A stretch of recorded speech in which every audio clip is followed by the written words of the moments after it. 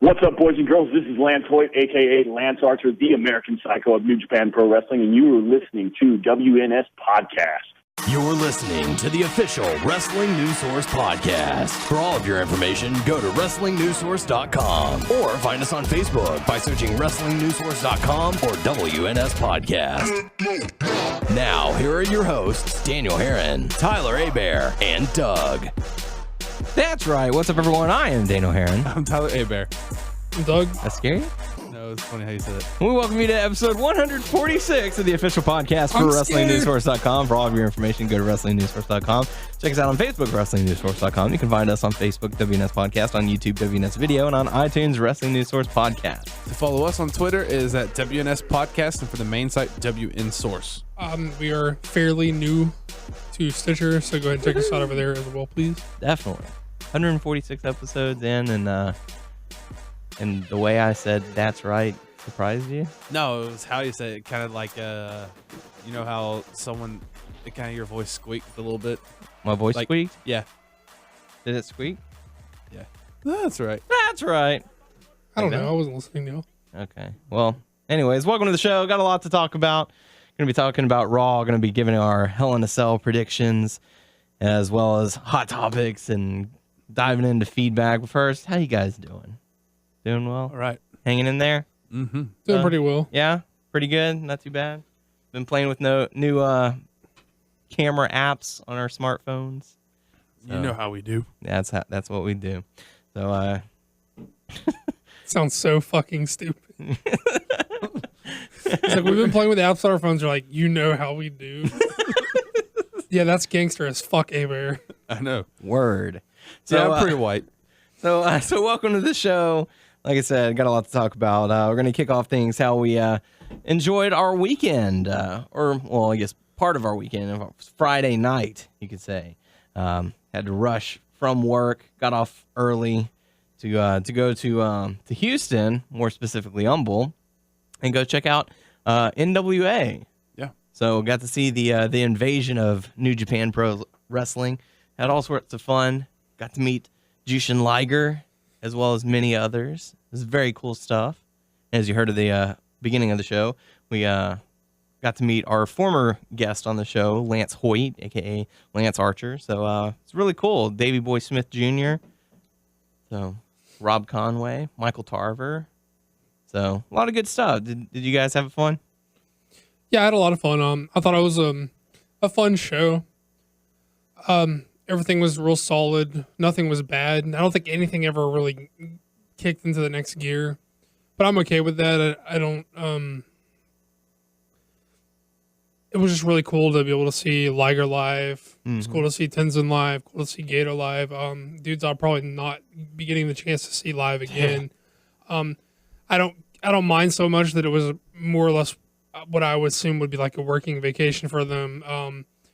Got to see Liger throw some palm strikes and some baseball slides, and Tenzin with throw some Mongolian chops and lock the Anaconda Vice in, and that's cool. I mean, I don't know what else we could have expected than to be able to say we saw them live, and they all the New Japan guys were super gracious, super nice, super pleasant. Absolutely. Yeah. They knew that they were the draw, and they were all very gracious and stood around and took pictures with as many people who wanted pictures for free. Were all very pleasant, all very nice. And autographs, Yeah. They couldn't speak more highly of them. Yeah.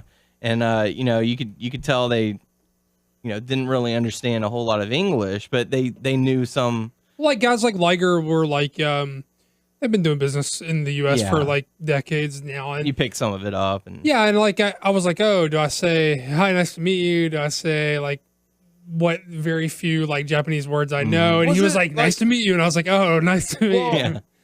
Is it like, what do you call it? Like, I feel weird that, I mean, you're shaking her hand, but like I noticed that with a lot of people, they were shaking his hand and saying thank you. They also, I know it's a form of courtesy too, but they were kind of doing the bowing thing. Yeah, it's a Japanese culture thing. Okay. To do the bow thing. Yeah.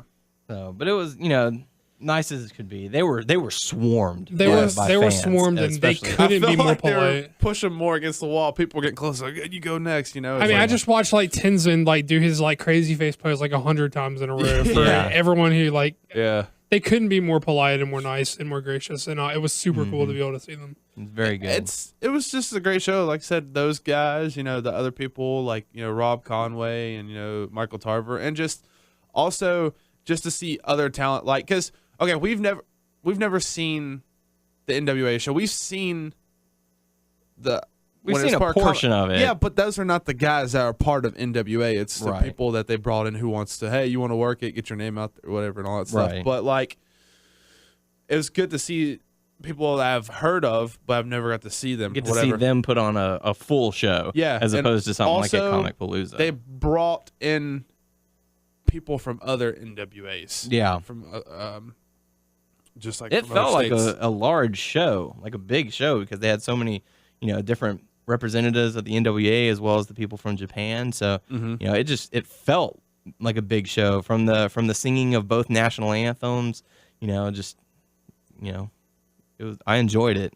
I loved the venue. Yeah, it's pretty nice. Yeah, the venue was fine. I don't know. I had a really good time. There wasn't a bad thing on the show. I can think of one bad thing that you did not enjoy. I did not enjoy anything. I thought everything was solid. I don't think anything kicked it up into high gear, but I thought everything was solid. There's one thing you did not enjoy, and I know exactly what it is. I bet you're lying. It was really. Yeah. How much you willing to bet? On the show itself? Yeah, or a part of the show, something that happened while the show happened. I can't think of it. Okay. Well, we don't have to wager anything. Okay. But it was when the announcer was giving out the free money, and he said, "Oh, you've got a Cena shirt on. Forget that. We're not dealing with Cena fans." Yeah. Okay. That was lame on his part. I mean, how fucking that makes you look B-League as shit. Don't say that's stupid. Don't fucking. Was that right though? Yeah, you're right. Okay. I mean, I didn't really consider that like a detraction from the show, though. No, I kind of seemed like, oh, that's really stupid and petty thing to say. Right. But yeah, aside from that, it was an excellent show from all. I thought you were gonna go with the guy that or whatever. Was awesome. I was like, bad. I was like, no way. I was cracking up. That was awesome. What was his name? Eric. Erickson. Man, it was team with Damian Wade. Yeah, that guy. He wasn't. They weren't part of NWA Houston. They were from another NWA, I think. I think so.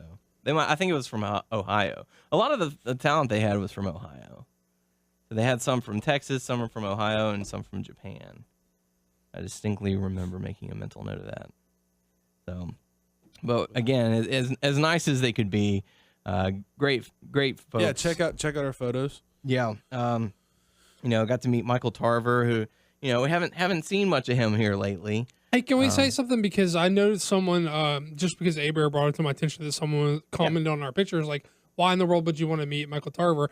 Let me just say this. Michael Tarver was like the nicest guy you could absolutely imagine. He was super polite and super nice and very cool and gracious. And to be honest, like, Michael Tarver's kind of fucking cool. He has great presence. Yeah. Like, if you saw the night that anybody who watched the night that they kicked off the big NXT angle or the Nexus angle with them, like, kind of fucking destroying Raw. Yeah, everything on Raw. When they cut to that shot in Tarver, like just in the ground, just like looking like a crazy assassin dude. Like he's got great presence, and you can't ever deny that. Yeah, it's just awesome. I took a picture with him. I was like, how's everything going, man? He's like, good. Just feeling blessed, man. Just feeling blessed. I was like, that's good, Yeah. He was super polite, and dude is fucking swole. He looks like huge in person, but like, for anyone who wants to talk shit on Michael Tarver, let me just say this. Of whatever, like, dude you think is your indie darling, who you don't think is getting enough of a push, had half the presence that Michael Tarver had, he might be getting a fucking push. Yeah. And Daniel talked to him. Yeah. I got to talk to him as well, saying, oh, are you, because, I figured he wasn't running with the NWA down here. So I was like, oh, you running with Japan? And he said, well, actually, this show that we're doing, that night, and then the one in San Antonio the night after was actually his tryout. So, hopefully they give him a shot, because, like we said, he was as nice as could be. After the show, we decided to go out to eat, and the whole time we weren't talking about Liger, getting to meet Liger. We weren't talking about getting to meet all the Japanese guys. We were talking about Tarver. He was just a pleasant dude. Yeah, just, great presence, just a really nice guy. He's got that intensity whenever he comes out to the ring. So, who knows? Maybe he'll end up over in Japan or something like that. That'd be nice to see. I'd seen a good portion of the guys on the card before, but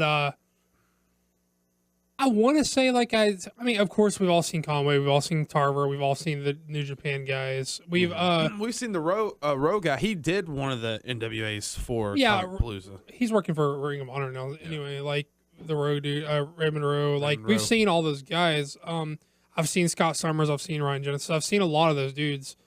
Barbie. And I thought, Barbie, Carson, and the Mike Dill, and fucking Ricky Starks. Ricky Starks is kind of great. I don't know. I love the gimmick. And Modern Day Hero. I've seen most of those dudes, but I could have sworn I saw Byron Wilcott at least once in the past. But he looks like he's thinned out. He was like a bulkier dude, but now he's got that like Randy Orton body where it's like he's like sleek, a little more chiseled. Yeah, he's like slim buff or whatever the fuck you want to call that. But dude, Byron Wilcock's got a.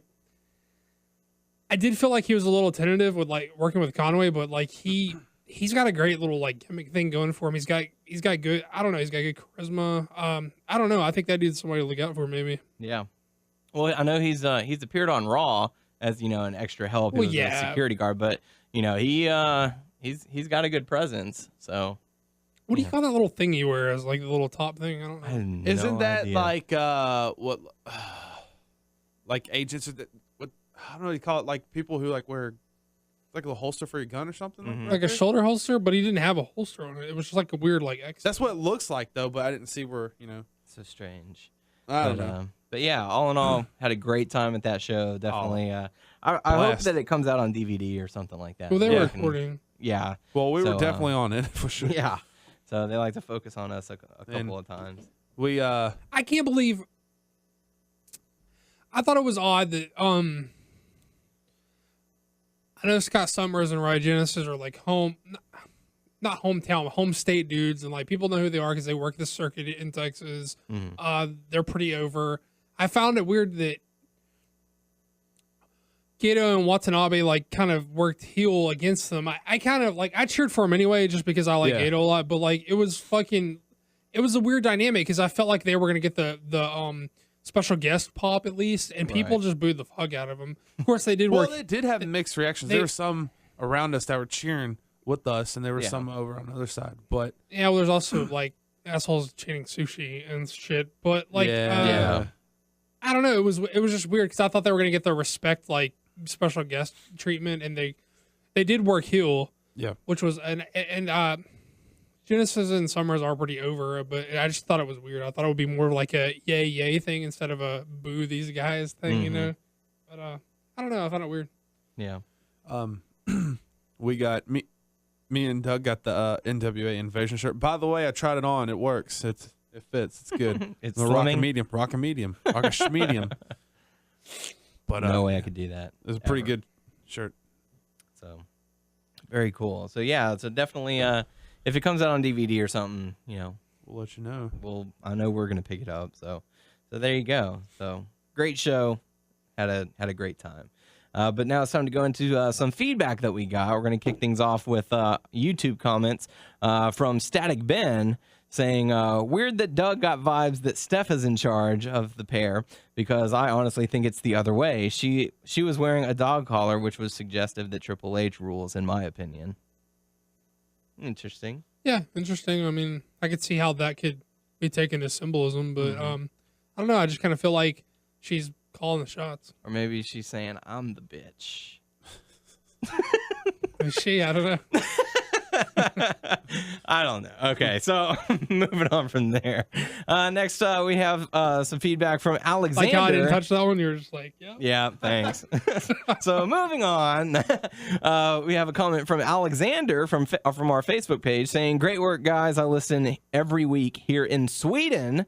Nice. Keep up the good work, and I am quite impressed with your product that you deliver on your spare time. Take care. Thank you very much. We certainly do appreciate that. Yeah, I mean, it's always, especially from Sweden. That's cool. That's really cool. So appreciate you being with us.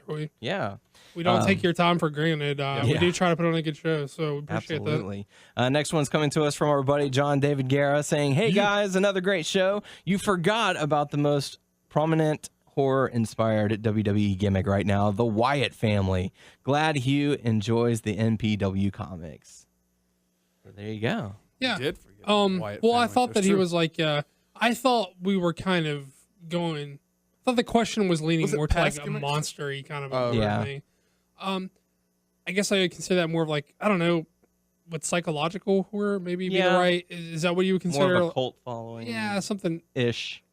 I don't know if psychological horror is the right word. If it is, I think it would be like more that kind of a thing, right? Right. Okay. So there you go. But thank you for the. But John's a horror dude, so he knows what the fuck he's talking about. Yeah. So he would know if that's more what he about says, it. that's what he says. So there you go. So final bit of feedback we have is coming from our good buddy Stings Like Ali. Haven't heard from him in a while. What's up, man? What's up? Saying I would have Drew McIntyre in the streak, and as far as JBL commentary goes, I'm 50-50. That's what Aber said last week, huh? Yep. There you go. So thank you for the feedback. Good to we hear certainly from do him. appreciate it. What's up, Ali? So if you want to, give your feedback to anything as far as the show, post a comment on our YouTube page, on our Facebook page, or shoot us a tweet, something like that. Shoot us a tweet. Yeah, shoot us a tweet. We don't check it that often, but you never know. So diving on into what happened on Raw, the go-home show for Hell in a Cell kicked things off with Triple H and Stephanie coming out to the ring and talking, and they are interrupted by Big Show, who somehow manages to get on the big screen.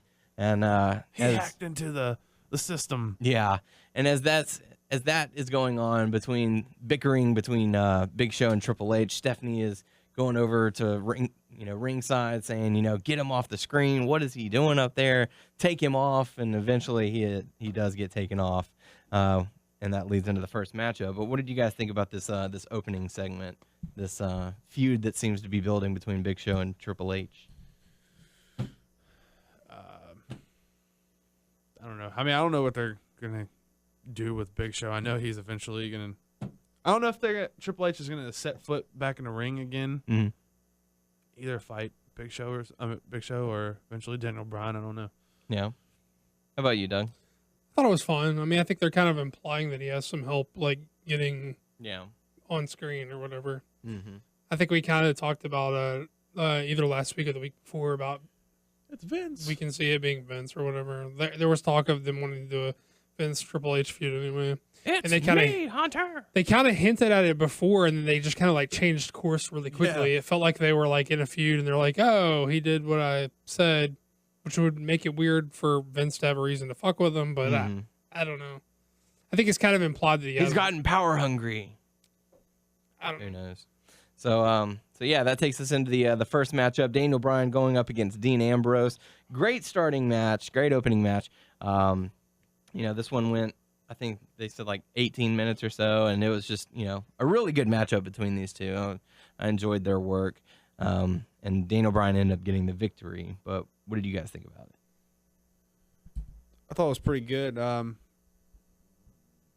Two of the best they've got going, today, and they proved they've been proving themselves, but it's very enjoyable. So, yeah, I thought it was really good. I liked all the limb work from Bryan early, focusing on the arm. I think they did some cool, kind of a nifty little way to get from the head scissors into the surfboard. I thought it was cool.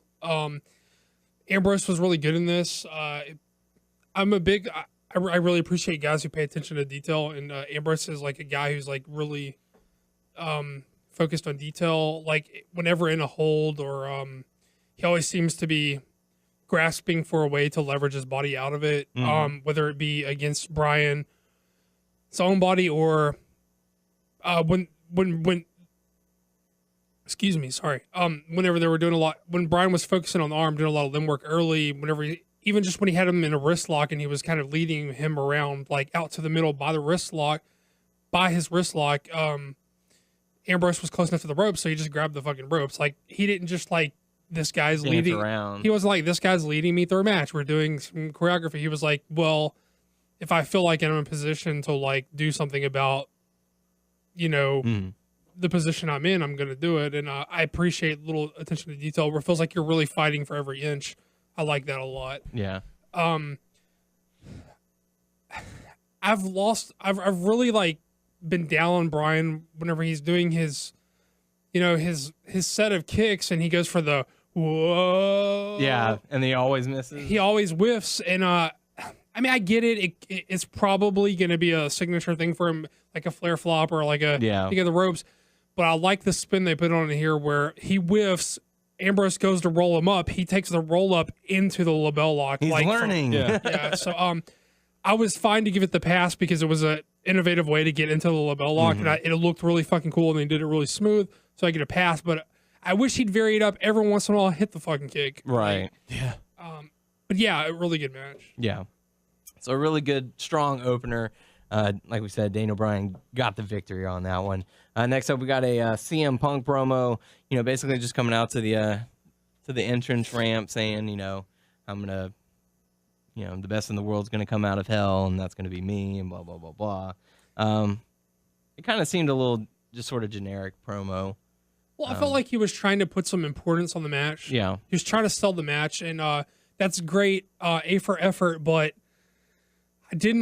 but it really felt off and kind of like head scratching. I was like, what? Whenever he was like, not only is it a career ender, but it's like people cement their legacy in the cell, and CM Punk's legacy is going to be cemented by what he does to Paul Heyman in that fucking cell. I was like, do you really want to go there? Is that where we're going with the feud? Like, your legacy is going to be what you do to Paul Heyman, not like, I mean, that was just like, okay, I appreciate not the effort. Not holding the title for 434 days. No. It's what he's going to do to Paul Heyman. I appreciate, like, putting heat on the match, trying to get like people interested, like sell the match. I appreciate the effort, but like, did you really need to go there? Like, I don't know. If he's ever inducted into WWE Hall of Fame, that's going to be the moment. For all the years that CM Punk I cemented my legacy in the cage with Paul Heyman. I don't know, dude. That one time I hit Paul Heyman, that was the moment. I appreciate the effort, but I mean, come on, that was like a head scratcher. Come on, writers or whoever CM Punk worked with on that segment. Sure, Punk has enough pull to like not say anything he doesn't want to say. Yeah. So if he thought I was suspect or stupid, he could have probably vetoed it. Yeah. So, anyways, we get a backstage segment with Triple H and Stephanie, arguing with about how Big Show got on the screen, telling Vicky Guerrero not to screw things up, and then they go into their office, and sure enough, HBK shows up and says, I'm just gonna go and have some fun. So. HBK was so fucking annoying in this segment. He acted like a fucking child, like a child, like an annoying child, not just like not a well-behaved child, not even just a hyper child running through the stores. Hey man, hey, what's going on? Who are you? Hi, what's going on? It was HP bad. Shizzle. It was bad. HP Shizzle. Even HP like Shizzle. He was hashtagging that on the Raw scroll, he was tweeting and he's hashtagging HP Shizzle. It's not how fucking Izzle works, dude. Stop doing it. So someone tell him. He's not gonna stop because everybody's cheering for it. Everybody's cheering for it and they're pushing. They're like, okay, let's do it. Rizzle. That don't fucking work. Let's get Jazzy in here and he can, further explain. Get him in here. He'll get explanation. Izzle-isms.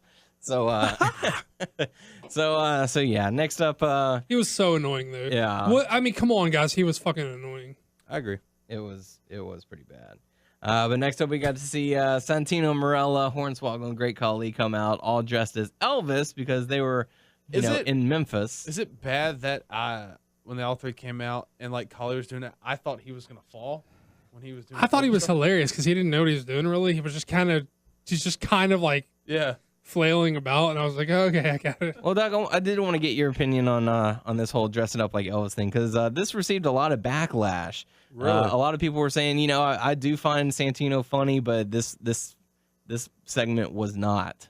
Well, what did you think about it? I didn't laugh out loud or anything. I didn't think it was hysterical, but I think Santino in general is more hit than miss. Yeah. And if you sat through that fucking embarrassing segment of HBK acting like a complete total dumb fuck and then you were offended by this right after, you've got fucking problems. If you were more offended by that than HBK, then don't even talk to me. I don't know. I'll take this all day over what HBK was doing. Yeah. All fucking day. just me personally, I felt that this was kind of a miss. Like I was like, I don't know. It was, I think, They're trying to play to the hometown. yeah, I understand that, and they're trying to get some laughs and stuff like that. But it's like, I don't know. Like I said, I didn't think it was hysterical or anything. Yeah. I appreciated that the Cobra also had the wig. I thought that was a nice touch. I give him that. But yeah, I mean, it's whatevs. I don't. Yeah, and Santino ended up going up against Heath Slater, getting the victory on that one, giving 3MB yet another loss. And after Jerry Lawler up there to dance. Yeah, pretty much. But Saying that there's only one true king of Memphis, so and that it was Jerry Lawler. It is what it is. I didn't hate it, but I didn't love it. So yeah. Okay. So next. Yeah, I mean, it wasn't all that. I'm a Santino fan, so right. But yeah, it wasn't all that. Okay. The next up, we got to see Randy Orton going up against Dolph Ziggler. I felt like this was a pretty strong matchup. They did a pretty good job. Randy Orton ended up getting the victory, which is kind of predictable. You're going into your pay-per-view, and he's one of the contenders for the main event. So, anything to come away from the matchup? I thought when Ziggler hit the drop kick, when Orton was pounding the mat, setting up for the RKO, and Ziggler hit the fucking drop kick out of that was a fantastic hope spot. I thought that was fucking fantastic. But the rest of the match, I could fucking take or leave. I thought it was slow and plodding and boring. And other than that hope spot, which I thought was fantastic, I didn't give a fuck about the rest of the match. Okay. The crowd was certainly split into some chanting "Let's go Orton," some chanting "Let's go Ziggler." So not too bad. Tyler, anything? Nothing really to point out. I thought it was all right. Okay. And after that, we got a John Cena video package, showing his, the history of what happened after he was forced to leave and get surgery and his road to recovery, I guess you could say. I can't work out now, but I'm going to. Yeah. So, I don't know. I don't know how I feel about it. I saw one comment that said, look, we already know who this guy is. These video packages, if you hate John Cena, you're going to still be hating him. If you love John Cena, it doesn't matter you're still if you going to be know who loving he is him. or not. It's a package. Hey, he's coming back. He's recovering. Yeah, but I mean, it's like, but because they showed two packages for it. So like, did they really need to, or can they just say, oh, make sure to tune in this Sunday when Cena they don't goes need up to do anything. I mean, they're going to because it's John Cena. Right. So I don't mind it. I don't have any problems with it. Okay. There's something to be said for every show is somebody's first show, and it's kind of like resetting. Yeah. Which I'm fine with, and I don't know, man. They're just letting everybody know he's coming back. I mean, I don't think it's a problem. Okay. The first one was relatively short as well. Yeah. So it was just a couple of him lifting weights montages. Yeah, and I think they showed that last week as well. Right. But they showed a new one as well later on in the show. But next up, we got to see the Bella Twins, that's Nikki included, who hasn't wrestled in a while, go up against AJ and Tamina. And the Bellas ended up getting the victory on this one. I don't think I watched this matchup. I don't remember any. I thought it was pretty damn good. Yeah? Not great or anything. I don't want to oversell it, but I thought it was pretty solid tag match. I kind of enjoy Tamina as the bruiser. I don't think we've seen too much of that since Beth was left. Mm-hmm. I don't think that's ever really been Natalia's thing to be the bruiser chick. No, it was right. always more Beth's thing. And I don't count fucking Karma because she was there for a few weeks and then she was peace out. But yeah, so I kind of appreciate the Tamina as the bruiser chick, and I thought the Bellas worked really good together, hitting some nice double team moves, and had no problem with the finish. I thought it was completely fine. Okay. I didn't get to see it. Didn't get to see it? Okay. No. I noticed that this Raw really put a lot of focus into tag matches. They had quite a few of them over the course of the show. So just something to kind of glance I think at. tags are nice on the go home week because you can get guys interaction with each other who have matches at the pay-per-view without giving a definitive finish or without giving a finish that is directly between them two, the two people in the match. You know what I mean? Yeah. It's like, oh, these two guys, and these two guys are going to be facing each other. So let's put them together and mix it all up. So, and that's kind of what we got a little bit later on, because we got to see Paul Heyman, get asked what happened or what's going to happen on Sunday, and he goes into this long, high energy rant about how he's the volcano that's spurting out the lava that destroys the town and it killed everybody. But then suddenly he takes a deep breath and says, "But that's not like him because he's in control." He's in control of the situation. He controlled CM Punk just like he's doing to Ryback. What I took away from that is he was like making fun of Punk, being like so mad that he's like out of his head about shit. Right. Is that what you got from it? Yeah. Okay. Like he was trying to say, He was like, "Oh, this is what I was he's trying to like pump up the crowd or something by delivering the passionate promo. But he's like, no, I'm in control of the situation. I got this." Oh, see, I didn't take that. I thought I thought him going nuts and just saying a bunch of stupid stuff was him like taking a jab at Punk, saying Punk's so worked up that he's out of his fucking mind about this, and I'm in control, and we're gonna have a game plan and we're gonna execute. Yeah, that's okay. Yeah, that's what what I was going for. So, but yeah, and they did show a clip from what happened on SmackDown where they sort of Ryback and Axel sort of taunted at Big E Langston, calling him a rookie, and marginal talent. Yeah, and so later in SmackDown, Big E Langston came to the aid of CM Punk after Ryback and Axel attacked CM Punk. So I'm glad that they're giving him this, because it seems like after the AJ thing, he kind of just faded away for a little bit. Well, he did, but it's like they had him do stuff, but it was, I don't know. Yeah, just here and there. Yeah. So but yeah, so Big E Langston comes up, challenges Axel to a matchup for later in the night, and Axel accepts.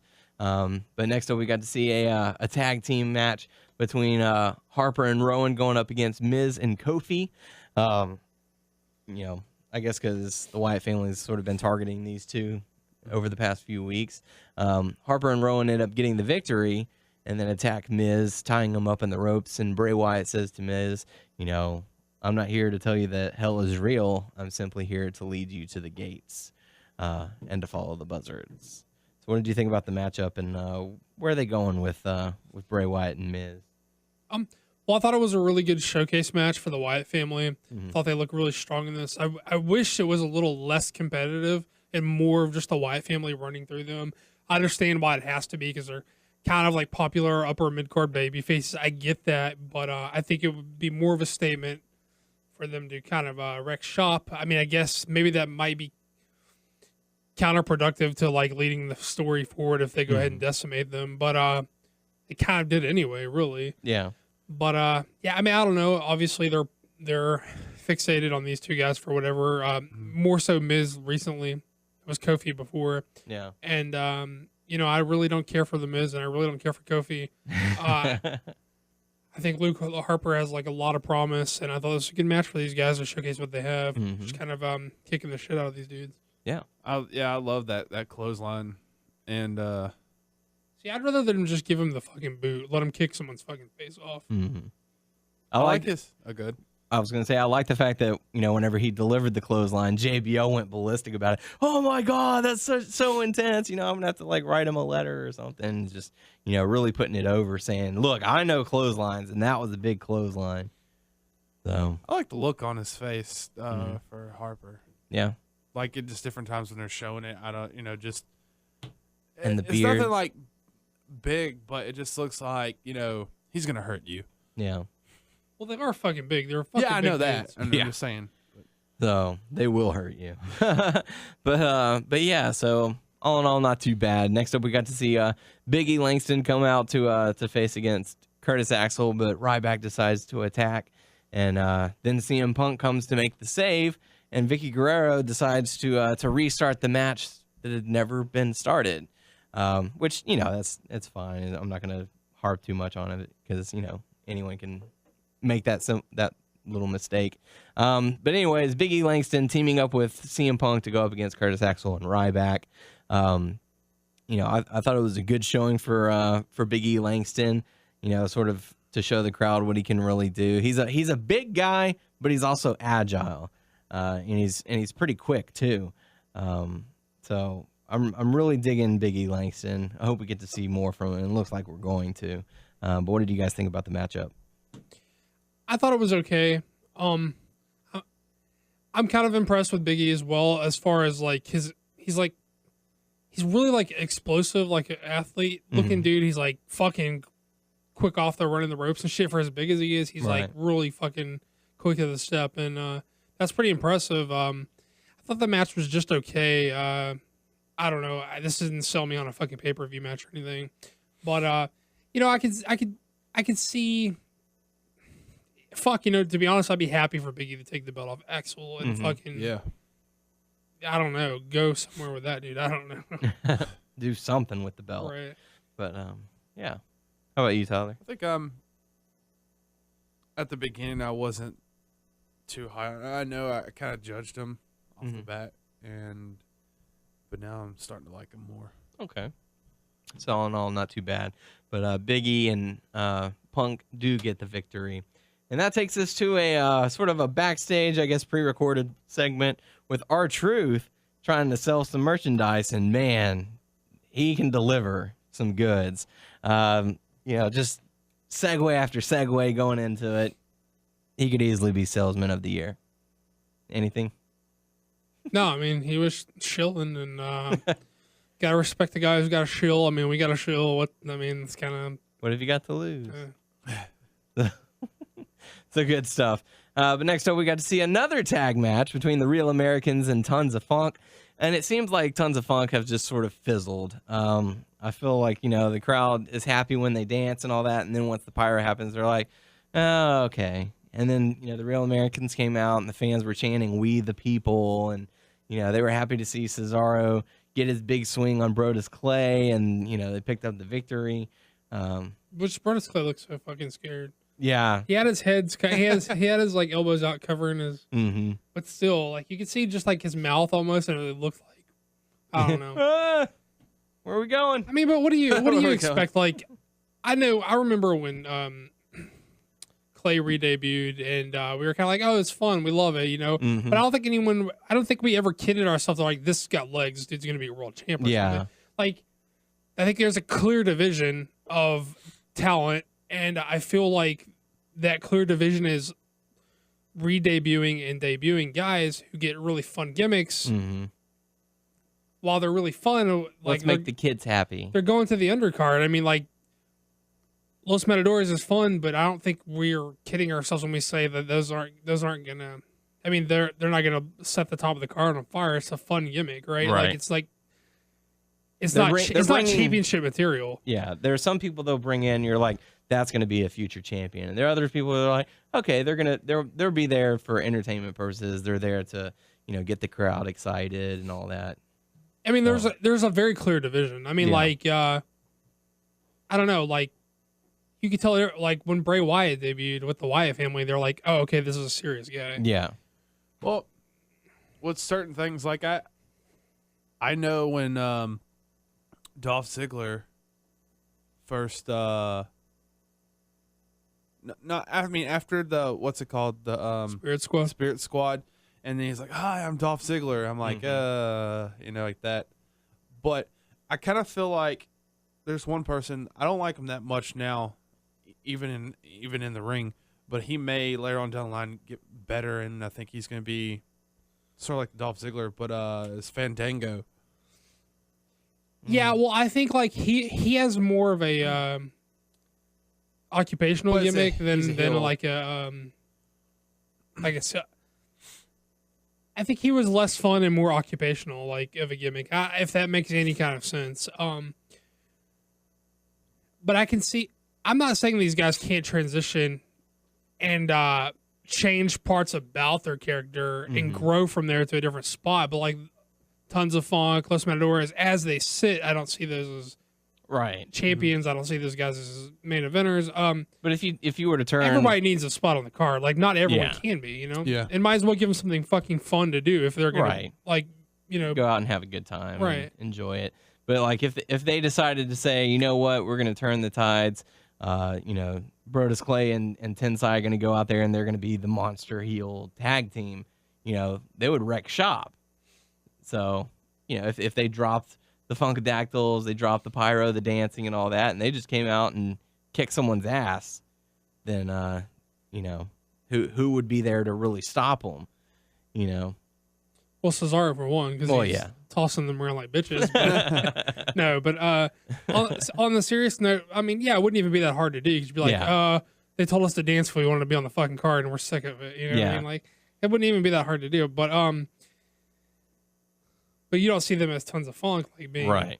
And I think that's fine. Like, I don't think that's a problem. I like to speak more to what Tyler said about Fandango. I think he is more of a Ziggler guy, where he has like, it's kind of a weird gimmick, but there's some upward mobility to Fandango that you don't see in Tons of Funk, that you don't see in Los Matadores, right? Mm-hmm. There's clear upward mobility there. So I don't think he's pigeonholed into like the bottom of the card. But I think it's clear. Like, I don't think we're gonna see Cassius Ohno debut with like a fun gimmick. They're gonna debut him as a guy who's getting ready to kick someone's ass, right? Mm-hmm. Like, there's a clear division of like, I mean, that's just a guess, but I mean, like, there's a clear division of like, this guy is someone we have serious plans for, and these are guys like, we're gonna fill the card out with these guys, and we may not have anything like, immediate grand plans for these guys, but they're gonna do something fun on the undercard in the meantime. It's like you've got 3MB, Santino, Great Khali, Los Matadores, Tons of Funk. They're sort of that entertainment group, as opposed to, let's take these guys and try to book them as the next main star or something. And, you can easily switch it around, but at the moment, that's sort of where you could, I guess, class them.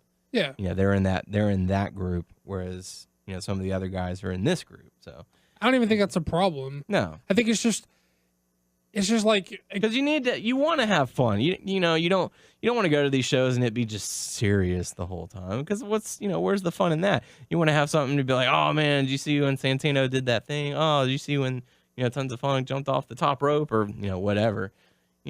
Well, what I think, and even more so than what you said, and even more like relevant to, is like that the product has changed in a way that it's not jobber match, squash match on TV. Mm-hmm. We're gonna sell you on the house show or the pay-per-view. It's everyone gets a little bit of time on TV. Everybody gets to look competitive sometimes on TV.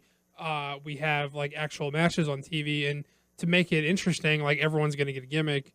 Everyone's gonna get a little bit of a thing, and it's just like how the product has changed in general. I think like you can't just have like 20 or 15 jobber guys to like circle through, because that's not how they're more focused on promoting, like driving you back to TV, not just to the other stuff. So you have to make TV more interesting than that. Right. So who knows where they're going to go, but Real Americans did end up getting the victory. The crowd is certainly getting behind the Real Americans. Do you think they might just go ahead and just switch them, or I don't know, because I feel like they would have to drop Zeb if they were going to do that. I don't see Zeb or Swagger going back. I can see them turning Cesaro face and just off of the cool like power shit. Yeah. I think the rest of them are just getting cheered as that like marquee bullshit. Like, we're going to chill here. Like Cesaro, I can see like Cesaro. I was like, I think he could be a babyface. Swagger, I don't see it. No one's ever liked Swagger. People didn't like him whenever he was fucking on Swagger. But like, when he had the fucking Sword and Eagle and everything, no one even bought into that shit. I was like, Sword and Eagle's fucking awesome. No, I know, but I'm saying like that in my opinion, like having the Sword and Eagle, even if it's ironic, like love, like that was more of a fighting chance to get super over. Pretty much like he's a douchebag. Than just being a guy who's teaming with a more talented guy. I don't know. Like, I mean, and Dutch is fine, but like, I don't think he's like conducive to being like a babyface. He was going the fuck off on commentary. No too. joke. Like, holy shit! I was like, what the fuck? They were just like, our government shuts down for 2 weeks, and all of a sudden these guys show up, and what are even their names? They were just like poking the fucking bear, and like he didn't miss a fucking like step. He was just going the fuck off, and they were laughing. And he never broke stride once. He didn't like laugh and giggle with them either. He was just going the fuck off. A true character is what he is. So he will stick to his character. So as they sneak across our borders. Insert hand gesture. Legs. So yeah, Real Americans end up defeating Tons of Funk. We get another Cena video package, and that brings out Cody Rhodes and Goldust. But they come out to some mashup between Goldust theme and Cody Rhodes. I didn't see that part. Oh man, it did not work for me. Like, you know, they've done mashups in the past and they worked out pretty well. It's because they did it the wrong way. They should have mashed up Goldust's intro into the more like poppy and more driving like Cody song. They took like the very backing vocals of the Cody song and put them in the Goldust song. What?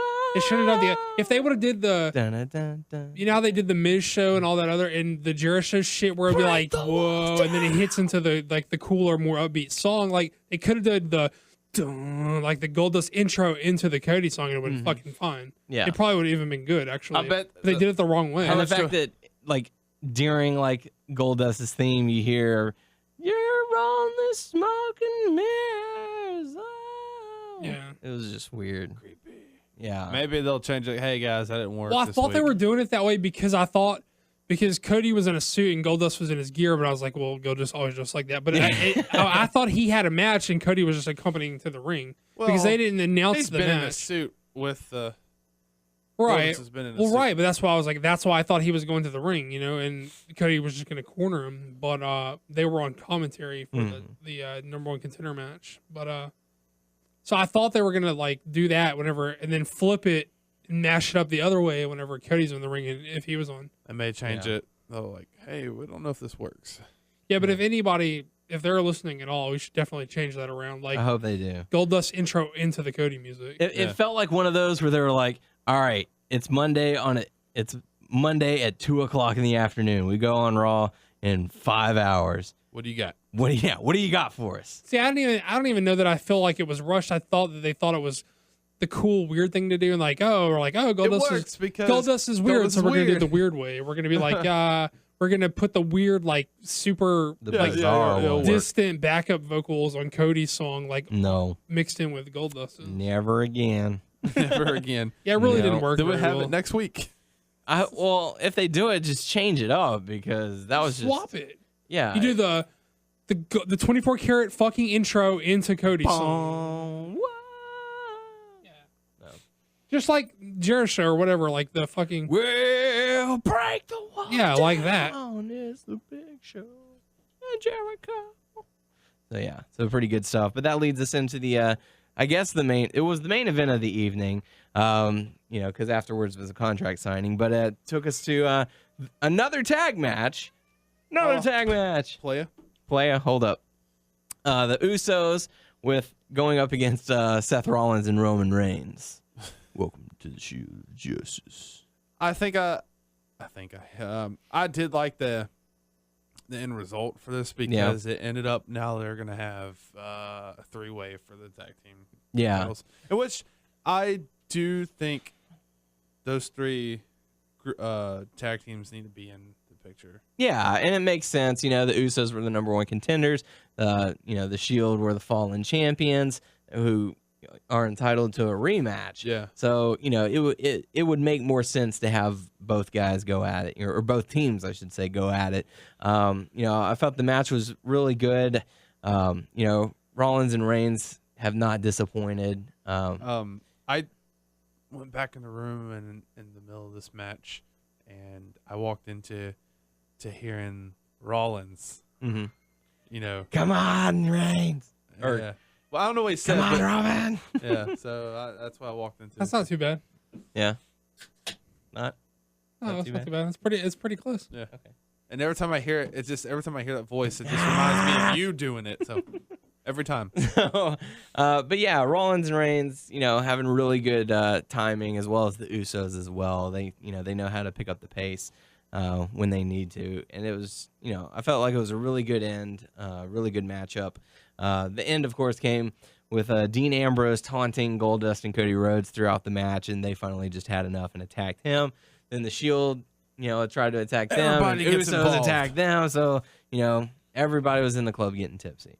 No, everyone, you know, attacked everybody. Everybody in the arena getting tips. And it ended in a no contest or a double disqualification. So Doug, what did you think about the matchup? It's fun. Yeah. So not too bad. But that takes us into the ending segment for Raw, the go home segment for Raw into Hell in a Cell, the contract signing. And this time the table did not get flipped. It got moved. It got slightly moved to the side. To the side, yes. And it had Triple H, Stephanie, HBK, Randy Orton, Daniel Bryan, Big Show, all involved in this one segment. They were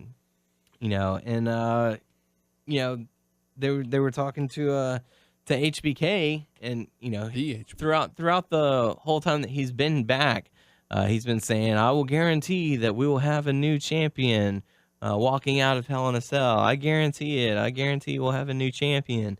And they sort of played on HBK's emotions, like, where does his allegiance stand? Does it stand with his best friend Triple H, or does it lean towards his student who he sees himself in, that being Daniel Bryan? Because it seemed like HBK was, or he did say, what's happened to you, Triple H?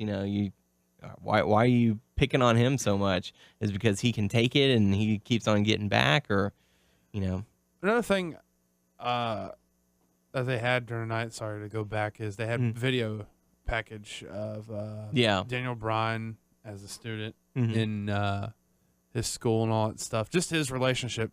I didn't get to see the Randy Orton one. Yeah, I didn't either. But just to call back really quickly to earlier in the night where I shat on Shawn Michaels, he deserved it. But the one good point he made, like, whenever I kind of did like it, I was like, why are you guys so uptight about this Big Show shit? We used to do this shit all the time. Yeah. And I thought that was great before he started acting like a 4-year-old who had, like, we used to play strip poker together. Yeah. But, like, as far as in this contract signing, see, it felt really contrived and really hokey. He was like, I don't care that you're my best friend, and I don't care that I trained him. He's like, I care that they elected me they voted for me. Yeah. It just came off so like, really, dude? Really? It came off like, you're full of shit. I liked him putting Bryan over hardcore, and I thought that worked well. The part where he's like, you're good.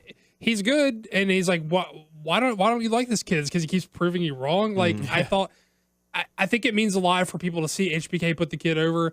I thought that worked well, but the whole, like, I'm not here for you or you. I'm here because the fans, is like, that came off really contrived and really. Like, man, let's get in Bob Backlund. I understand that he's trying to make the point that, hey, I still have a relationship with Triple. You're my best friend and he's my student. But I understand that he's trying to make the point that, hey, I'm going to call it down the middle. He should just say, look, I'm going to. He should say, look, I'm impartial. I'm going to do the right thing. He didn't be like, he like fucking hokeyed it up so much that it was like, bullshit. Shut the fuck up. But as far as him putting Bryan over, it was great. Yeah. But the way that he delivered it, and with the interaction that Triple H had, saying, you're right, Orton, he is gonna do the right thing, and it kind of makes you question, like, what Shawn Michaels might do. Like, I feel like he might be the wild card in this matchup, especially. Tripp said it to plant the seed of doubt. Yeah. Yeah. Well, you also have Shawn Michaels' history with the the Undertaker Triple H Hell in a Cell match at WrestleMania, where Shawn Michaels gave the Sweet Chin music to Undertaker. So it's like, can he be impartial? And can he call it down the middle? I thought too, like, to talk a little bit more about that, like Triple H playing the seat. Triple H was really, really great in this segment. Like, I thought Triple H going back and forth with Daniel Bryan was fucking awesome. I thought Triple H was the best guy in this closing segment, which I don't say too often, but he was absolutely the best guy. I buy into him so fucking hardcore as this role, and I think he's excellent in this role. And I love when he's like, I've seen this a fucking million times. Edge, Jericho, RVD, good workers. They're popular guys, but none of them were ever the fucking man. And it just came off so well because you know what? It's fucking true. None of those guys were ever the guy. They were popular. People thought they were great workers. None of them were the fucking guy. And that's that Daniel Bryan like spot, like at least right now, I think Brian has a shot at being the guy, but They have to just give him the chance. right. But yeah, Triple H was so fucking great in this, and even we talked about this like ad nauseum, where we're like Triple H is playing like the perceived role of himself, like this is what people think Triple H is, and this is what he's giving him on fucking camera. Now, whether it's true or not, I don't know. I don't fucking work backstage at the WWE. I know his perceived personality, and I know he's giving us what we perceive him to be. And even when he's like, yeah, you want to fucking, he's like, I don't fight you. I fight names. I fight, I fight Undertaker. I fight Les. I mean, I love A-list stars. I love Daniel Bryan. Like, no one's gonna fucking out like rah Daniel Bryan me, but Triple H is fucking great. And it's like, yeah, kid, I don't fight you. You're not worth my fucking time. I thought Triple H was the unsung hero of this. He was great on banter with Bryan, and even playing in the seat of doubt, I thought was fine too. So yeah, And definitely the weakest link in this group was, I would say, he came off so fucking after as corny as HBK can be. After everybody said anything, and then Orton comes off so fucking cardboard. He's just like too fucking deep. You can't beat me. I'm gonna beat you. I'm Randy Orton. Nobody he doesn't talk like a normal person. Like no one talks like that. No one Oh, yeah, except the Viper. Yeah, like this. You get, Suck it. So, and you It came off so weird after hearing. and the thing everyone they else. said, I know you can't beat me. He's beaten you twice. fuck 2 her. pay-per-views in a row. Right. That'd be funny. It's If, documented. that'd be funny if Triple H is like, "Hey, Randy, let me do the talking.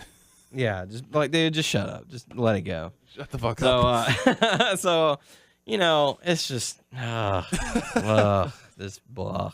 He starts talking, then raises his hands up out of nowhere. Where's the Take a- kendo? Do take you a have the kendo stick with you? Take a or- picture of me, ladies. So, and as soon as all that was going on, we get a glimpse of the Titantron of a semi truck driving into the arena, and sure enough, it's Big You Show. need to be going fast, but don't hit. Stop hitting buckets. Hit the wall. Yeah, don't spill the water. Bucket water. So, Big Show drives a semi truck into the arena. He basically just pulls in just to say, "Hey, Orton, turn around," and Orton turns around and gets a knee to the face. What could that be? I don't know. Why should I turn around? Is Daniel Brown behind me? Because I'm the apex predator. The Rapex. Rapex predator, yeah. So, and then he leads Daniel Bryan into a yes chant, closing out Raw.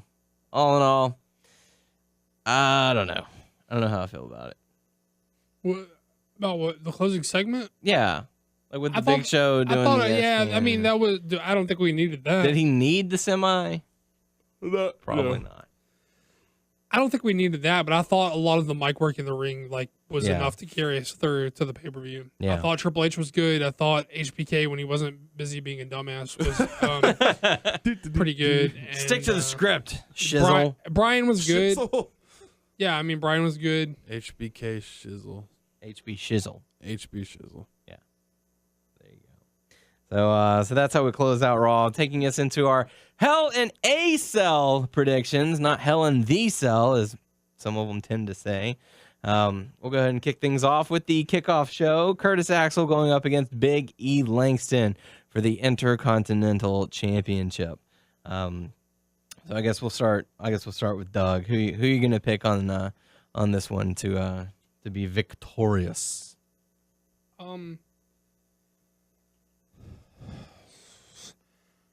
I would normally say that I feel like I would. What's he doing over there? He's typing. I would normally say that like they wouldn't give the belt up this easy with the first match of the feud, but I feel like they may like take the risk and do it here Yeah. because I don't feel like they're sold on Axel at all. I don't think that they think he's working, and I don't think that he's working. So I could totally see them making the change here. Mm-hmm. I can do it, Paul. No, you can't. I don't know. You guys convinced me one way or the other. I feel like I'm gonna go with Big E Langston just because of. I feel like he hasn't proven himself, or he hasn't like. Even with Heyman, he's just. I haven't really seen any improvements or anything like that, or just. Yeah. I think that they've sort of devalued the championship so much that what does it even matter who's holding it right now? But I think if it were just a one-on-one competition, no title, Big E Langston would definitely get the victory. The only way I can see Axel retaining is by foul play, distraction, or something that cost Big E the match. But we've said before that even with the guys that even in the past that go with Heyman, not all of them are successful. Yeah. I mean, Tyler's changed hands on the pre-show a number of times already. Yeah. I'll go with Big E Langston. So, all three of us going with Langston on that one? Yeah. Yeah, here's hoping. We'll will it to be true. Let's get the belt off that fuck. Come on, Big E. I can do it, Paul. No, you can't. You got to have faith. Come on, Big E. Get that fuck off my TV. So, next up, Tyler, go ahead and pick the next matchup that we'll discuss. Daniel Bryan versus Randy Orton it is. No. Cody Rhodes and Goldust versus The Shield versus the Usos. Okay, tag team championship triple threat match. See, I don't like this. Yeah. I don't like when the babyfaces outnumber the heels in like a multi-man or multi-team match. Multi-ball. But I'm going to take the Rhodes. Dynasty. Yeah, to retain. Okay. How about you, Tyler? I'm going to pick the same. I do agree with Doug, but, also at the same time, I do like it just because, of course, I know they're still going to be fighting the Shield, but also they're throwing the Usos in there to give them their title shot in the, give them the time in the match too. So yeah, I do like it, but I don't. Did they get their rematch on SmackDown? Who? Shield. I guess so, unless can't remember. Because why the fuck would they had to, right? I can't remember. Because if they didn't, why the fuck are they trying to crown a number one contender if they didn't get a rematch? That's true. So I'm gonna go with Cody Rhodes and Goldust to retain as well. So all three of us picking that one. Let's go into the Divas Championship: AJ Lee versus Brie Bella. I don't know. I'd like to see AJ retain, but they're giving Brie Bella another shot. But she had the upper hand at the end of Raw. So I'll say AJ Lee to retain, and then they have a rematch at the next pay-per-view. Yeah, I'm going to say AJ retains. Okay. It's up to Tyler. Shoot. I'm going to go Brie. Going with Brie. All right. They're going off the beaten path. Yes. All right. So, Doug, we'll let you pick the next one. There's Let's go with Punk and Ryback and Heyman. all right. Hell in a Cell. CM Punk versus Ryback and Paul Heyman in Hell in a Cell. Who are you gonna go with on this one? Will we finally see the payoff? He fucking should, right? I mean, come on. Yeah.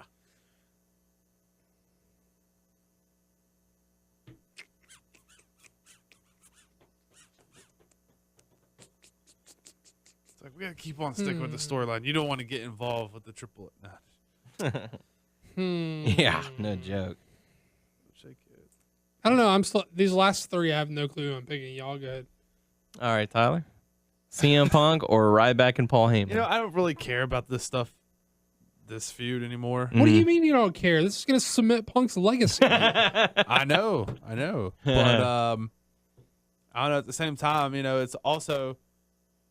I think Ryback has never really had a win at pay-per-view too. So So why start now? I know, right? But because it would make more sense to they're gonna get down to Paul Heyman again. I feel like Well, it's not an elimination. elimination. match. Oh, it's not elimination. No, it's just them two against him in the ring. Well, I'm gonna go with Ryback and Heyman. Ooh. But then, what's our next risk pay-per-view? taker. Is Survivor Series our next pay-per-view? Survivor Series is the next one. I could see them holding the Survivor Series to blow it off. Don't you?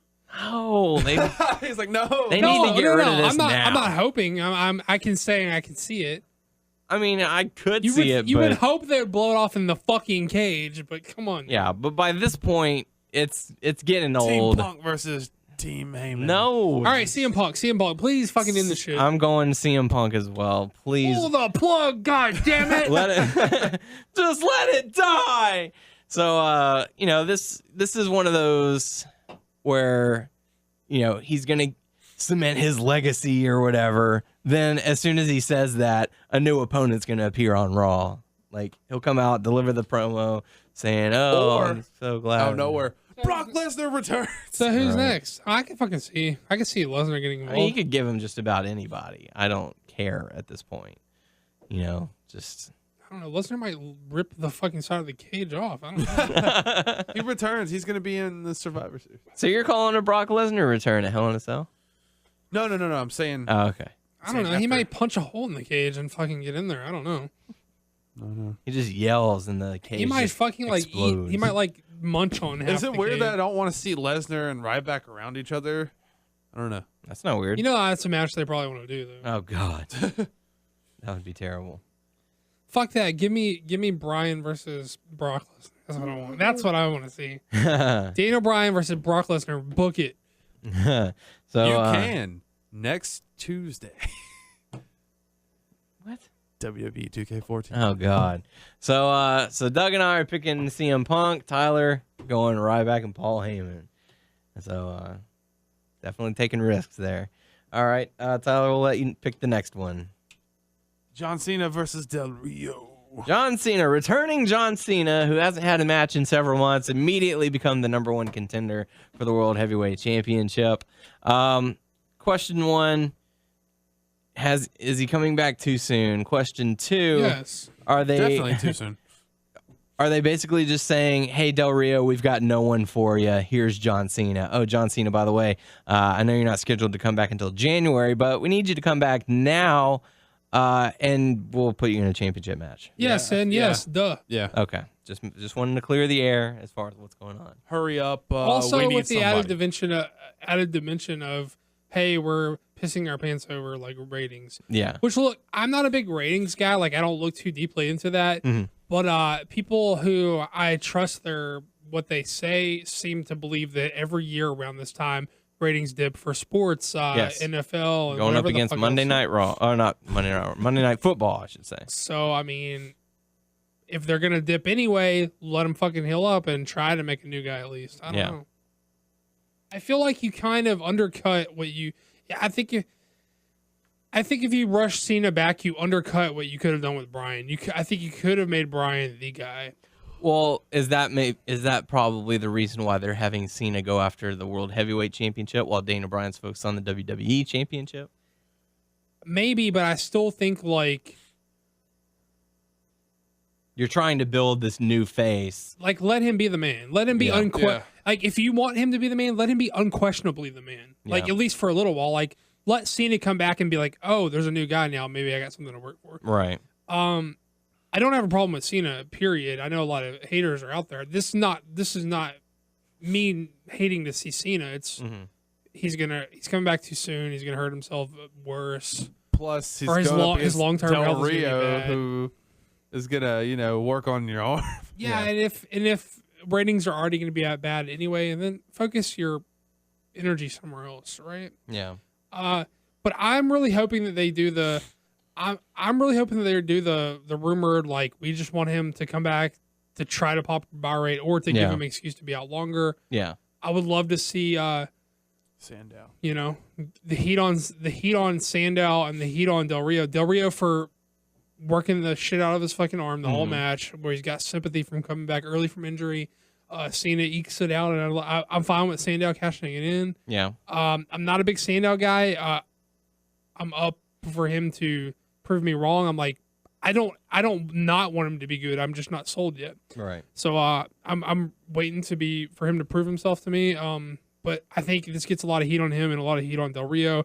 You can let Cena sit out more. That's going to be my pick. I hope it's that way. And not, So you're picking who to win? I'm going to pick Cena to win the match. Cena to win the championship. And for Sandow to cash in. right. Okay. How about you, Tyler? I am the same. Same. All right. Yeah, I'm gonna agree with you guys on this one. I talked to my boss about how I think this is gonna play out earlier today. That they're putting him to go up against Del Rio, who's known for the arm submission. So that's exactly where he's going to attack the whole matchup. He's just going to be targeting it. Putting it in the submission move. Cena doesn't tap, which, of course he doesn't. He's, Super Cena. But he's got to decimate the fucking arm. Yeah, it's got to be just gone. I know during the match. The fucked up thing about it is what made him an uber heel for doing the Ziggler can make him an uber. It can have the reverse effect for doing the fucking. Yeah, people will be happy. Yeah, they'll be like, oh yeah, rip his fucking arm off, break it. I want to see the bone pop. You know what the bad part is? Like, when I watch that, I'm gonna be like, when he does that shit and work on the arm, I'm gonna be like, dude, like, because I'm gonna be watching it and like. Because Del Rio's kicks are just sickening. I don't know how to cringe, but I'm going to be like, dude, we know that his arm's fucking hurt, and this shit's happening. And we don't know how, serious his injury is, but, his projected time to return was January. So, this could still be a good chance for them to give him this time off, injure the, quote, injure the arm. But he somehow manages to force it through and deliver an attitude adjustment and get the victory. And then during that time, that's when Sandow comes in to cash in. So get the victory that way. Because Cena's been cashed in on more than once, I believe. I think it's the best case and the most perfect scenario to do that. Let Del Rio decimate the arm. Let Cena tough it out and win, and then barely scrape by. What I worry about is instead of Del Rio getting nuclear heat off of it, and instead of Sandow getting nuclear heat off of it, they're fucking baby faced off of doing it with Cena. That's what I worry about. I'd like to see them get fucking nuclear heat over this, and people just. I would love. It would bring fucking joy to my blackened heart to fucking see people get worked up over Cena getting decimated the way they did when Ziggler was getting his fucking head kicked in 100 times. Right? Yeah. That was, Or even the way that, Cena was getting his ass handed to him by Lesnar at Extreme Rules a couple years ago. Or was that last year? I think that was 2 years ago. Yeah. But that was a great match. But that wasn't the this guy's injured and he's just fucking exploiting the injury. Yeah. That's a different level, Right. So we're all picking John Cena to get the victory, but then later on lose it to Damian Sandow. So that takes us into the final matchup: Daniel Bryan versus Randy Orton with HBK as special guest referee. Hell in a Cell for the WWE Championship. The most built-up matchup on the card. Who you guys going to go with, and why? It does worry me that they let Bryan stand tall at the end of Raw. That is a concern, but they gotta give him the fucking belt here, right? If not, you gotta They do it a third time where they take it away from him. No, they can't do that. They gotta. HBK screws over Daniel Bryan, causing another matchup at Survivor Series. That's too grim. They gotta give this kid some hope. Unless some other shit happens, because somehow I feel like Big Show's gonna be involved too. I don't think they can. Well, maybe he nullifies a HBK swerve. I don't know, but And then Triple H comes out and delivers pedigree to Daniel Bryan. Too much shit. And then Stephanie comes out and makes out with Triple H. Look, you can't have him clearly. You can't have him win here and take the belt back away from him. You can fuck him here, but you got to put the belt on Orton. You know what I'm saying? If you do it that way, I'm concerned. If you, I feel like you got to put the belt on the kid here. I don't know, and but if you don't, then the only other way to do it is have him win the Rumble and then fucking win the belt at Mania. If us in attendance, of course. That'd be great. But it feels like the right thing to do is put the belt on the kid here, right? I don't know. What do you think? What do you think is right, and what do you think is gonna happen? I feel like the right thing is to put the belt on him, but I feel like there's gonna be shenanigans somehow. Well, I think it was different. I thought the story that they were going to tell was more long form than it ended up being. Mm-hmm. It feels like they just kind of drug their feet instead of telling this longer story that they felt like they were going to tell. And instead they're like, oh no, it's not really that long. We're just going to drag our feet for a few months. You know what I mean? But So if you don't have this tell to tell where he is going to triumph in the end, you got to put the belt on him now. I mean, like, I think the deciding factor of it is going to be HBK. I think that is the only thing that's going to decide who wins this matchup. And I'm legitimately at a 50-50 with this because I don't know which way it's going to go. If you don't, I mean, like, if you don't put the belt on him here, then they have to do. The only way to make him like. If you don't put the belt on him, it will be because HBK cost him the match. If you give, I feel like no, he's not going to lose it for himself. He hasn't. Like, he beat Orton flat out, and he beat Cena flat out. He's not going to lose the match. If he doesn't get the belt, it's because he gets fucked. But I don't know that they for sure are going to fuck him though. What if I think they just plant the seed of doubt because HBK switching music's Brian, and then Big Show comes out and punches Randy Orton. I don't know. I really do not know. This is the most like toss up. I'm gonna go. You know what? I'm gonna go with what I want. Okay. I'm gonna pick Daniel Bryan. Picking Daniel Bryan. I'm gonna say Bryan gets the belt. If they do, they should try to like screw him. If Triple H gets the kick, I say Vince sends Show out to fucking level Orton, and that kicks off the Vince trip shit or whatever the fuck they're gonna do. Which I don't think is a great story to tell. I wanted Bryan to be the guy to give like Triple H his. I feel like that's what needs to happen. Well, it's just it's gonna be weird if they do the whole Vince thing because Vince was down on Bryan. It's weird. It's like shoehorned in if they do that. Yeah. But they want to do it. I mean, it's clear they want to do it. They've been talking about doing it. Oh no, it's Shane. No, it's me, Austin. I'm saying Bryan gets the belt. If not, if Bryan doesn't get the belt here, he's gonna win the Rumble and like win it at Mania. I'm glad I'm not putting money up for this because man, we talking about we got $50 on. No. I mean, like how many pay-per-views are you going to send the crowd home with a fuck finish on in a row? Right. That's two. They needed they did the crappy finish 2 months in a row. They got to give Bryan the belt here. Once in the cage, it's the right time to blow it off. Yeah. Then they can just transition to that Brock Lesnar Daniel Bryan awesome fucking match.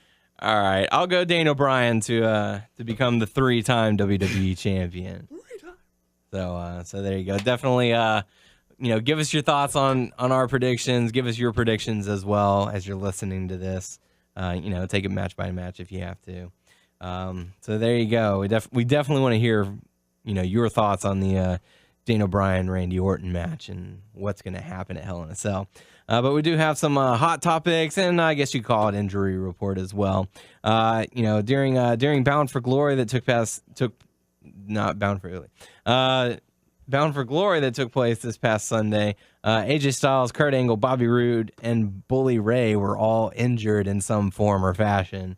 So, but AJ Styles, Kurt Angle getting injured? I know, but AJ Styles did become the new TNA champion. He wasn't gone from injury. That was whenever he was in rehab. Oh, you're right. Yeah. Oh, that's where he's been gone. You were right, sir. Yep. So there you go. In other injury news, Bray Wyatt has been cleared to compete, as you know, at a house show about a week or two ago. He injured his hamstring and was expecting to be out for a while. But he has been cleared to compete now. In other injury news, Rey Mysterio returned at a WWE Live event this past weekend. No word on his Raw return yet. So, but maybe be on the lookout for him in upcoming weeks. And I happened to check the shop zone for WWE.com. And if you're looking for some Sin Cara merchandise, you can get it pretty cheap right now. His armband that they had is on sale for $2, originally like $16 or something like that. So not looking good for Sin Cara. They took out a lot of merchandise, like that latest Mark Henry shirt that they were gonna have. They had the M and the W on top of one another, or not W, the M and the H. They were on top of each other with the bar. That's been taken off. Well, they have like a pink version of it, I believe. Yeah. Something similar. They do, but they do have like now they have that admit one hall of like paying ticket, like a ticket with like admit one or whatever. It's similar. It has like a similar like logo on it, ticket or whatever. It's not the same shirt, obviously. Yeah, but. I wanted the other one. So there you go. And we do have some WWE 2K14 news. It's dropping next week if you want to pick yours up. And DLC has been announced, and that's where we turn it over to Mr. Don't Call Me a Bear. Yes. I mean, I'm excited for the game. I know I haven't been talking too much about it. Now you're excited? I mean, okay. I'm happy to play it, but I haven't been pumped as I've been in the past years. Let me just say that. Okay. The first DLC pack is the NWO pack and Accelerator pack expansion.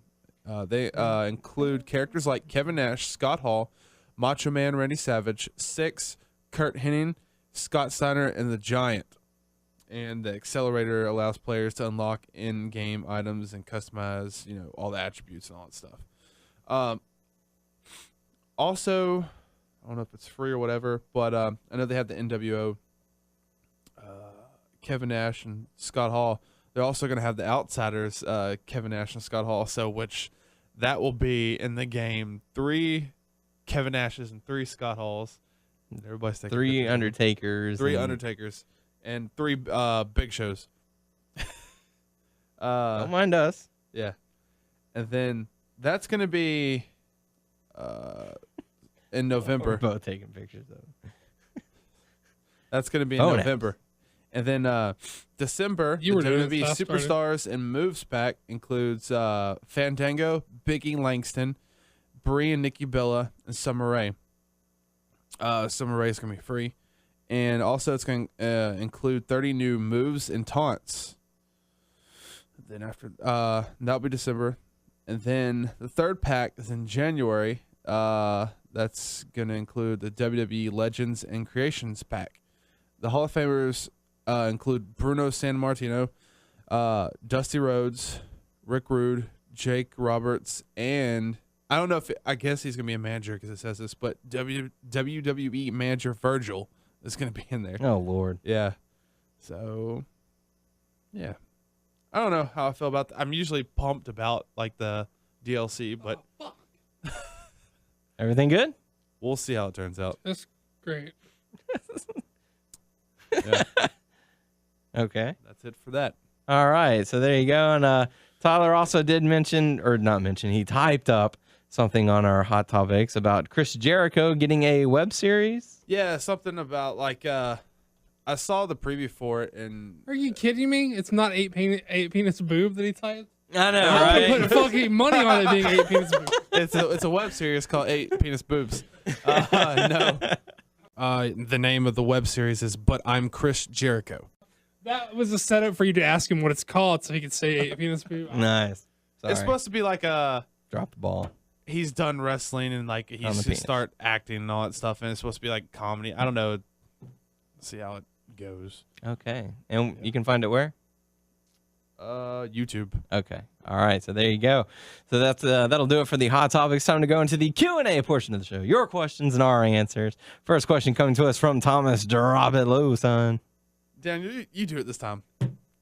Do it. That's y'all's do thing. It. Do no, it. no, do That's it. You y'all's never thing. do it. Well, that's because Do it's y'all's thing to do. Thomas, do you want Daniel to do it? Come He on. wants it. You want it. Just He's do it. crying. Well, we'll find out the answer He's to that crying. next week. He's He's crying because crying. it's So not. Thomas crying. first asked, for the past few years, I he's feel it has been insulted. clear He's never that the gonna listen to this WWE show has again. tried to shun the idea of having notable He's gimmicks. like, fuck you, with Daniel. some of the top Fuck you, superstars Daniel. of the time being portrayed You can't see my as regular goddamn guys, Brian, Punk, Fuck you, Cena, Daniel. etc. Fuck you, Daniel. Arguably the only truly successful notable gimmick character to have achieved this consistent status at the top in the WWE has been The Undertaker, and even now his gimmick seems to be focused more around him being the phenom and icon of the WWE. So I thought I'd ask, do you think that the WWE could ever replicate a gothic horror gimmick such as The Undertaker, and not only could get it over successfully with the fans, but do you think that that a gothic horror character created now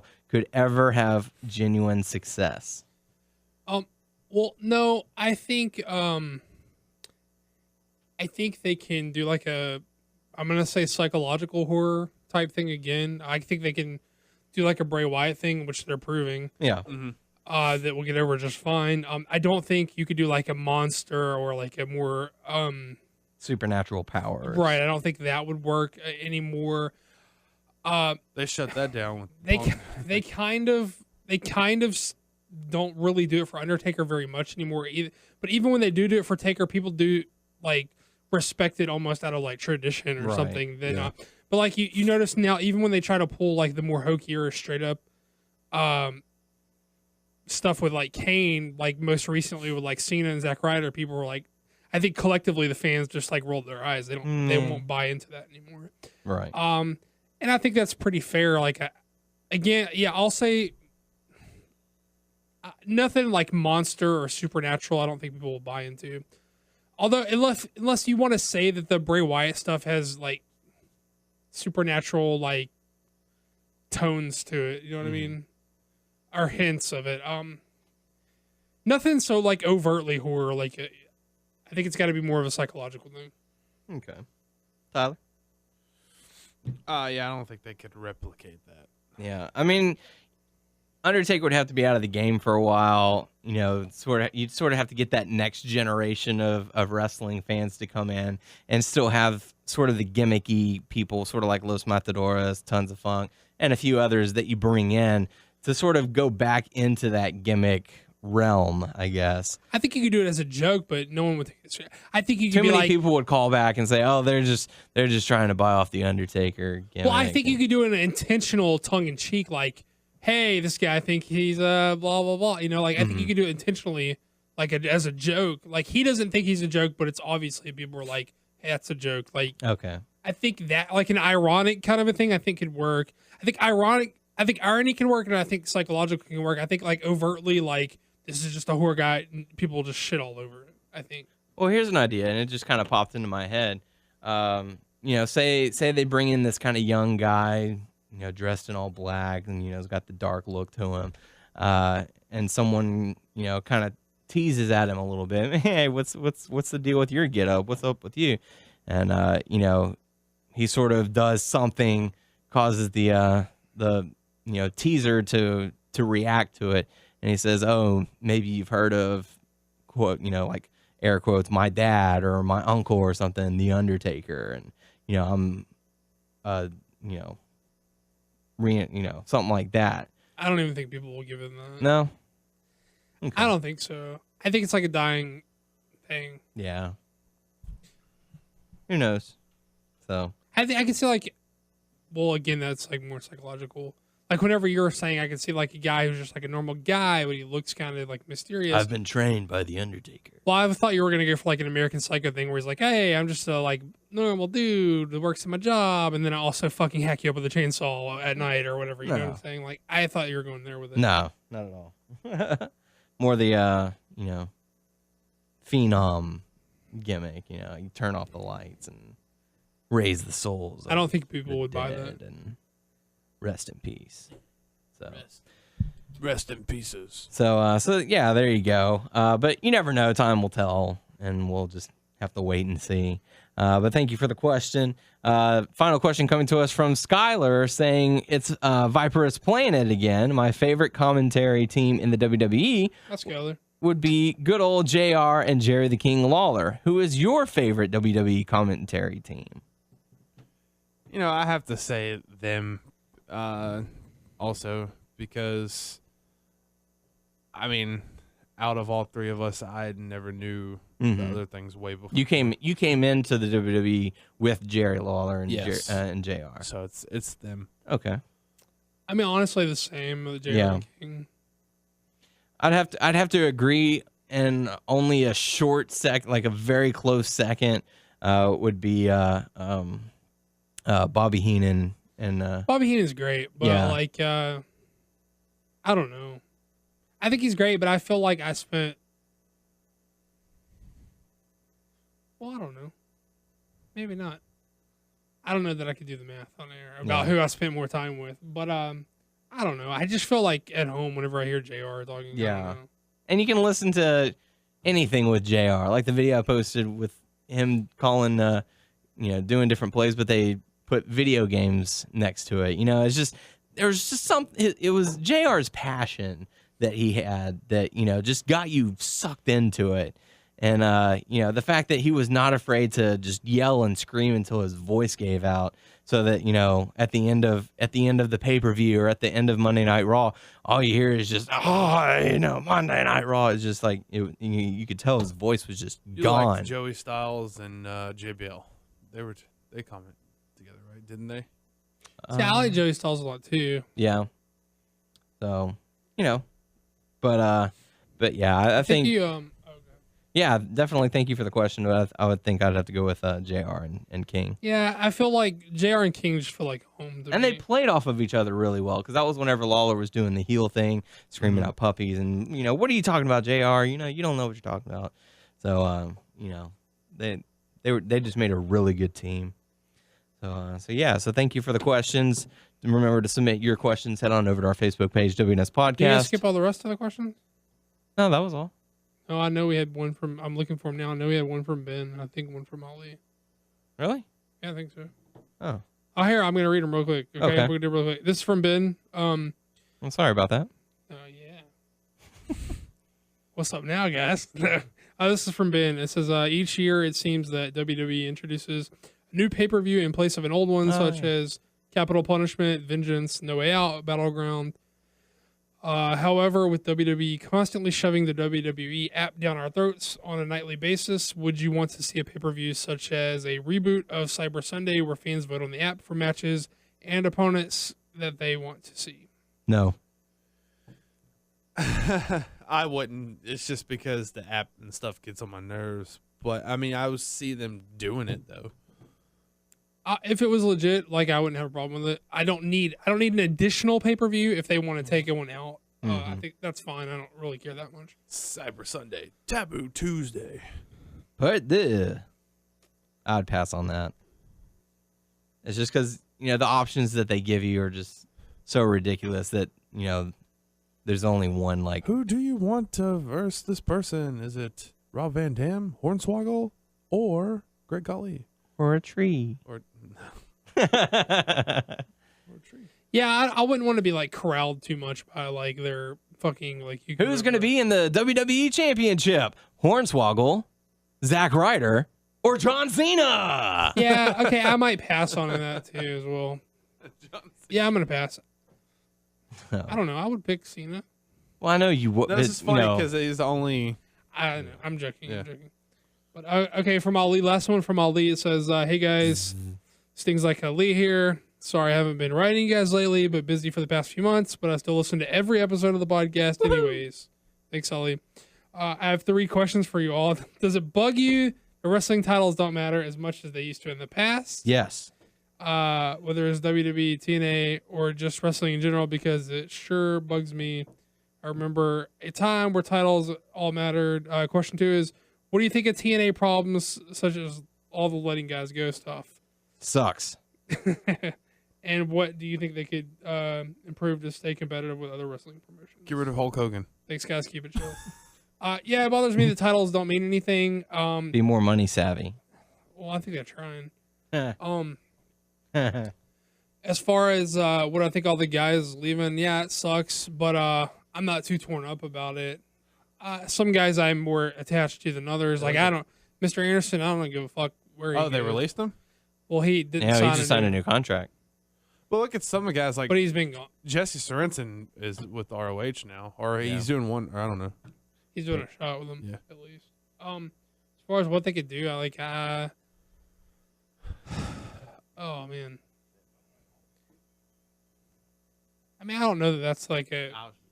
I mean, I don't know that. I'm not saying that would hurt, but I'm saying I don't think that's like a fix everything answer either. I don't know. I still don't think that they're as focused on being a true alternative as they should be. I think you like try to truly offer something different, and I don't think they're as concerned with that. I think don't always switch people to heel face, like all the time. they've gotten better-ish about that stuff. I just feel like all the things that people whether you like them or not, I mean, whether I like them or not, what the general public liked about TNA and that set it apart is all gone now. They changed all the shit that did set them apart. Like I know I keep on mentioning this. I love the time period when Christian was there and Kurt Angle was there, when Christian had AJ Styles and Tomko. That period, I enjoyed watching. Not just because of them, but I'm just saying that time period. Yeah. I think they have to be more concerned with being a true like alternative and not just saying you're an alternative. Do something to prove it. I don't know. It's tough to say. I don't know what they could do to compete at this point. Daniel's favorite part is Dixie Carter. Why do you say these things? I don't know. Okay. See, I think that's a misstep. Like Dixie Carter is a very nice lady, but I don't need her on my TV. Right. I just don't. I mean, all right. Well, I guess that's sort of what we got. I don't know. But yeah, submit your questions on our Facebook page, WNS Podcast, our YouTube page, WNS Video.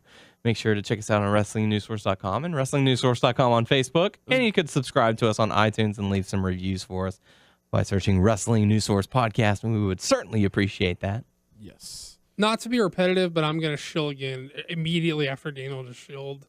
And it's not because we enjoy being a shill. I feel as uncomfortable shilling as you feel having to hear my shills. But the reality of this situation is we do a podcast, and to be a semi-successful podcast, you have to shill. So I'm sorry. Yeah. But we're going to do it anyway. At least we save it for the end of the show. Yeah. Please look, guys, if you're listening on iTunes, it really does help. It really does help if you hit subscribe. It really does help if you give us a star rating, and it really does help, and it really does matter if you write us a few words. We're not going to force you to say that you love us if you don't, but if you've been with us for a while, or if you're with us every week, or if you even made it through an entire episode, which is at least an hour long, often more than that, if you're able to stomach that, then you probably thought we were like pretty decent. So please be, go give us a good review. We'd appreciate it. Same thing on Stitcher. Yeah. We know now that you can rate us on Stitcher. Stitcher guys, please, if you're listening on Stitcher, give us a rating, say some kind words about us.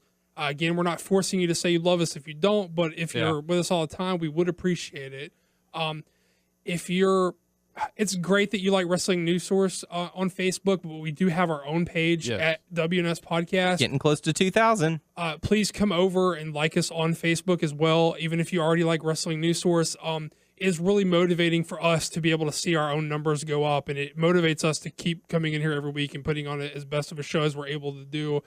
It is motivating. I mean, I don't know what else to say besides that. If you're on Twitter, follow us on Twitter at WNS Podcast. I know, like, we're not super active over there, but it's still nice. And hey, we're not going to spam your feed. We're not going to spam your feed with a bunch of shit. So do that. It really does help.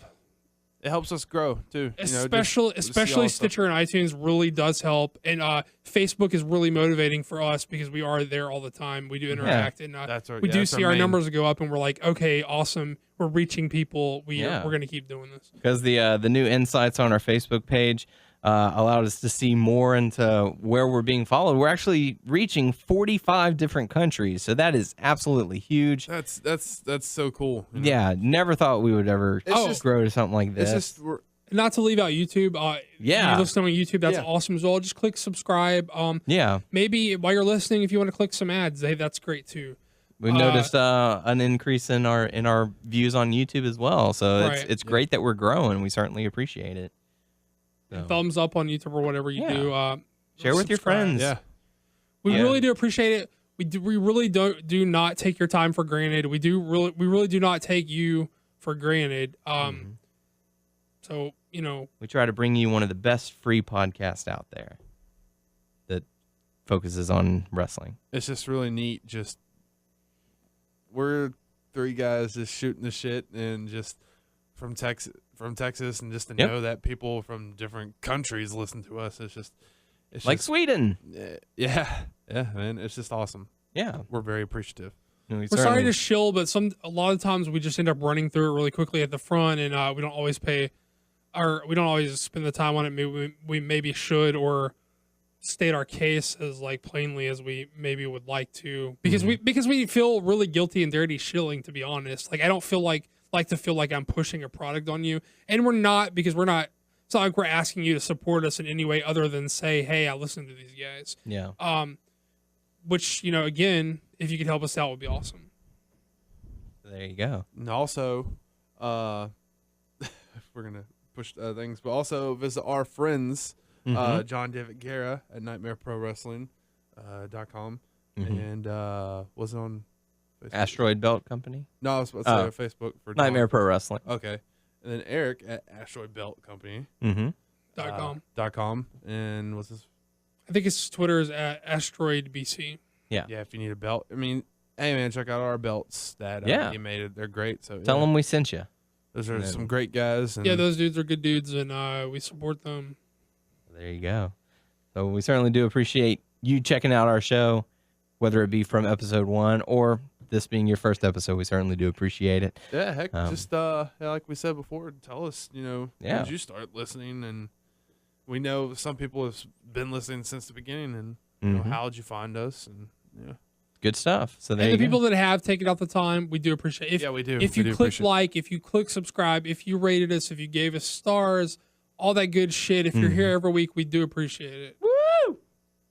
Yeah. Good stuff. So for the podcast crew, I am Dano Heron. I'm Tyler Abear. I'm Doug. And we'll catch you all next week.